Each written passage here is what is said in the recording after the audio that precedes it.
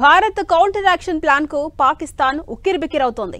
దౌత్యపరంగా పాక్ ను ఏకాకి చేస్తున్న భారత్ ఇప్పుడు కీలక రంగాలను దెబ్బకొట్టే వ్యూహాలు అమలు చేస్తోంది. సింధు నది నీటిని నిలిపివేసిన భారత్ పాక్ సైన్యానికి నిద్ర లేకుండా రంగంలోకి దిగింది.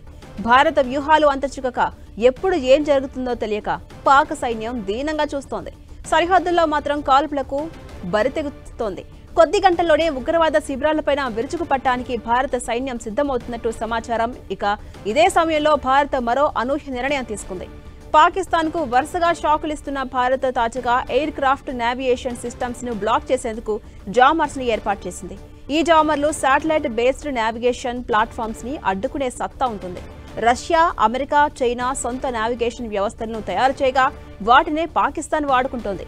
ఈ మూడింటిని కూడా భారత్ ఏర్పాటు చేసిన జామర్స్ బ్లాక్ చేయగలవు. దీంతో పాకిస్తాన్ భారత్లోని లక్ష్యాలను కానీ విమానాలను కానీ టార్గెట్ చేయడం అంత సులభం కాదు. బోర్డర్ దగ్గర ముఖ్యంగా పశ్చిమ ప్రాంతంలో ఈ అడ్వాన్స్డ్ జామింగ్ సిస్టమ్స్ ని భారత్ ఏర్పాటు చేసింది. మరోవైపు నిన్న భారత ప్రభుత్వం పాక్ విమానయాన సంస్థలకు మన దేశ గగనతలాన్ని మూసేస్తున్నట్టుగా అధికారికంగా ప్రకటించింది. ఇందుకు సంబంధించిన నోటంను జారీ చేసింది.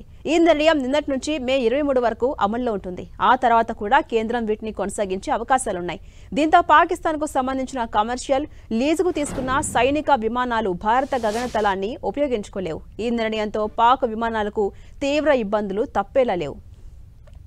అలాగే కౌలాలంపూర్ సహా మలేషియాలోని ఇతర నగరాలు, సింగపూర్, థాయిలాండ్ వంటి ప్రాంతాలకు వెళ్లాలంటే ఇప్పుడు చైనా, శ్రీలంక నుంచి దూర ప్రయాణం చేయాల్సిందే. దీంతో పాకిస్తాన్ ఎయిర్లైన్స్ సంస్థల విమానాలు ఎక్కువ దూరంగా ప్రయాణించడంతో పాటు ఎక్కువ సమయం తీసుకోవాల్సి ఉంటుంది. ఇలా వెళ్లడంతో పాక్ భారీగా ఆదాయం కోల్పోవడం ఖాయమైంది.